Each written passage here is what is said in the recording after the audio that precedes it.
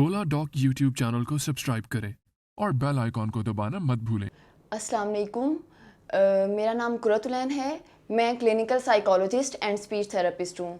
मैंने MS clinical psychology किया हुआ है, साथ में post graduate diploma speech therapy में, पीजीडी फोरेंसिक साइकोलॉजी में, सर्टिफिकेशंस हैं क्लिनिकल हिप्नोसिस और कोग्निटिव बिहेवियरल थेरेपी में, साथ में बीएड किया हुआ है मैंने। अच्छा, क्योंकि मैं क्लिनिकल साइकोलॉजिस्ट भी हूँ, स्पीच थेरेपिस्ट भी हूँ, तो मेरे पास जो पेशेंट्स आते हैं वो बहुत ज़्यादा साइकोलॉजिकल इश्यूज़ की वजह से स्पीच रिलेटेड इश्यूज़ भी हो सकते हैं पेशेंट को, और स्पीच रिलेटेड इश्यूज़ से अगर पेशेंट में हैं तो उसकी वजह से डिप्रेशन या एंग्जाइटी का इशू या डिफरेंट और साइकोलॉजिकल इश्यूज़ भी हो सकते हैं। तो अगर हम देखें कि साइकोलॉजिकल इश्यूज़ में डिप्रेशन जो है उसमें और एंग्जाइटी में क्या डिफरेंस है। पाकिस्तान के टॉप डॉक्टर्स के साथ अपॉइंटमेंट बुक करें, वो भी पेशेंट फीडबैक देखते हुए।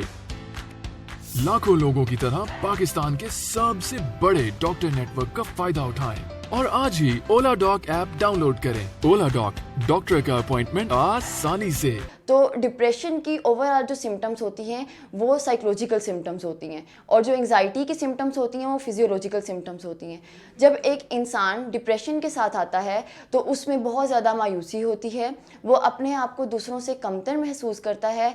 इसके अलावा देखा जाए तो वो आने वाले वक्त को लेकर बहुत ज़्यादा होपलेस होता है, मायूस हो जाता है, वो उस टाइम में बेबस महसूस कर रहा होता है, उसकी कंसंट्रेशन प्रॉपर नहीं होती, छोटी छोटी चीज़ों को लेकर इरिटेट हो जाता है, थिंकिंग उसकी प्रॉपरली नेगेटिव हो जाती है। इसके अलावा देखा जाए तो वो ओवर थिंकिंग बहुत ज़्यादा कर रहा होता है, फटीग होता है, उसके मसल जो हैं वो टेंस हो जाते हैं। इसके अलावा सुसाइडल, जो जब हम इसकी सिवियर कंडीशन देखें तो सुसाइडल आइडिएशंस के साथ साथ सुसाइडल अटैम्प्ट्स भी पेशेंट्स में देखे जाते हैं। अगर ये वाली सारी कंडीशन हो तो पेशेंट अपने लिए भी और सोसाइटी के लिए भी, दोनों के लिए हार्मफुल हो सकता है। तो इस तरह की कंडीशन को ओवरकम करने के लिए हमारी डिफरेंट थेरेपीज़ होती हैं जो हम पेशेंट के लिए करते हैं, जिसमें कि अगर हम देखें कॉग्निटिव बिहेवियरल थेरेपी। अगर एक पेशेंट को पर्सनालिटी इश्यूज़ हैं जिसकी वजह से उसको साथ डिप्रेशन और एंग्जाइटी को मोर्बिड कर रहा है, तो उसमें हम साथ साइको एनालिसिस को लेकर चलते हैं जो कि इंसान की चाइल्डहुड पे बेस करता है। एडलेरियन थेरेपी मतलब उसमें हम पेशेंट के ऊपर कर सकते हैं अप्लाई। इसके अलावा फैमिली को अंदर इन्वॉल्व किया जाता है, फैमिली काउंसलिंग की जाती है।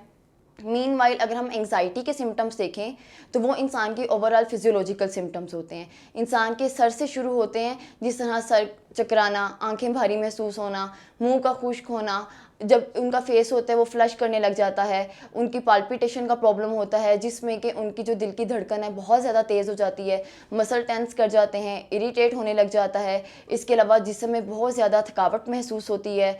इसके अलावा जो पेशेंट है उसकी चेस्ट बिल्कुल अरेस्ट फील होती है, उसको लगता है कि उसका दिल बंद हो रहा है। इसके अलावा उसको ब्रीथिंग इश्यूज़ हो सकते हैं, शिवरिंग हो सकती है, स्टैमरिंग हो सकती है। अगर हम दूसरी सिनेरियोज़ में देखें तो उसको नमनेस फील हो सकती है, चींटियाँ रेंगती हुई उसको महसूस होती हैं अपने हाथों में, और टिंगलिंग फील होती है, और हाथ पाँव का सुन्न हो जाना भी इसकी ऑब्वियसली सिम्टम्स में शामिल है। अगर एंग्जाइटी की भी 3 से 4 सिम्टम्स एक पर्सन में मौजूद हैं तो उसका मतलब है कि he or she is suffering in some sort of anxiety issues.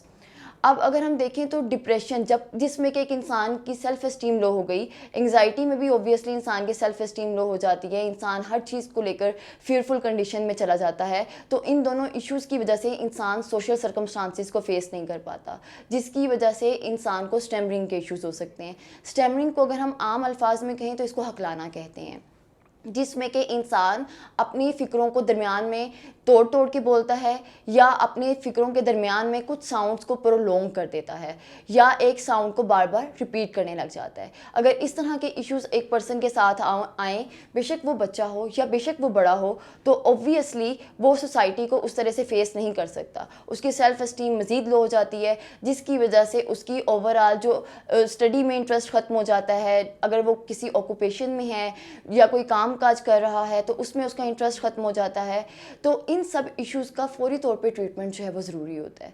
जब भी एक पर्सन ने खुद से एनालाइज करना हो, तो जब वो देखे कि वो डिफरेंट सिचुएशंस को फेस नहीं कर पा रहा, बच रहा है, अगर हम देखें तो इसका अगर हम साइकोलॉजिकली क्राइटेरिया देखें तो 4 Ds का क्राइटेरिया इसके ऊपर पूरा उतरता है, जिसमें हम कहते हैं कि एक पर्सन के अंदर अगर 4 Ds मौजूद हों, जिसको डिस्ट्रेस, डिसफंक्शनिंग, डेविएंस और डेंजर, मतलब ये कि डिस्ट्रेस में ये होता है कि एक पर्सन का स्ट्रेस जो कि नॉर्मल कंडीशन में किसी भी काम को मोटिवेट करने के लिए ज़रूरी होता है, उससे ज़्यादा स्ट्रेस में वो चला जाता है, जिसमें कि वो मोटिवेट होने की बजाय उस काम को ना करने की तरफ जाता है।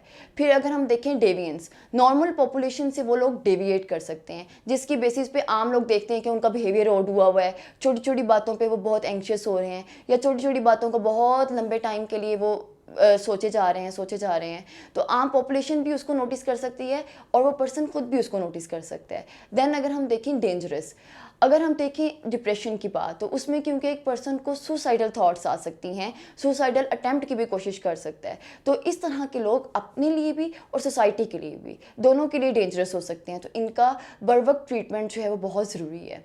देन अगर हम देखें तो इसमें आता है डिसफंक्शनिंग, उनकी फंक्शनिंग, जो अगर वो किसी ऑक्यूपेशन में है या अगर बच्चा जो है वो पढ़ रहा है, आप देखें कि बच्चा प्रॉपर पढ़ाई में दिल नहीं लगा रहा, या अगर कोई पर्सन कोई जॉब कर रहा है उसका जॉब में दिल नहीं लग रहा, या उसके रिलेशनशिप कॉन्फ्लिक्ट्स आ रहे हैं, छोटी छोटी बातों पे वो इरिटेट हो रहा है, तो उसकी फंक्शनिंग जो है वो प्रॉपर्ली डिस्टर्ब हो जाती है। उसको नींद टाइम पे नहीं आ रही, उसकी भूख में प्रॉब्लम आ रहा है, अग्रेशन लाइक उसमें बड़ा प्रोमिनेंट होता है, वो छोटी छोटी बातों पे उसके एग्रेसिव आउटबर्स्ट होते हैं, दूसरों के साथ वो सही से बात नहीं कर रहा होता, चीज़ों को उठा उठा के फेंक रहा होता है, उसकी ओवरऑल फंक्शनिंग डिस्टर्ब हो जाती है। तो ये 4Ds वो बेसिस हैं जिसकी बेसिस पे हम किसी भी पर्सन को डायग्नोज कर सकते हैं कि either she or he is suffering in some sort of psychological issues.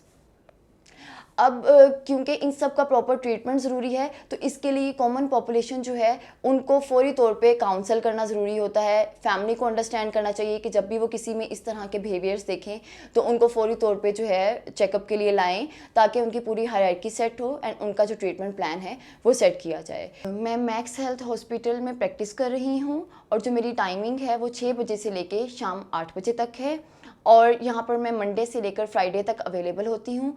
आप ओला डॉग के थ्रू भी अपनी अपॉइंटमेंट बुक कर सकते हैं। Thank you.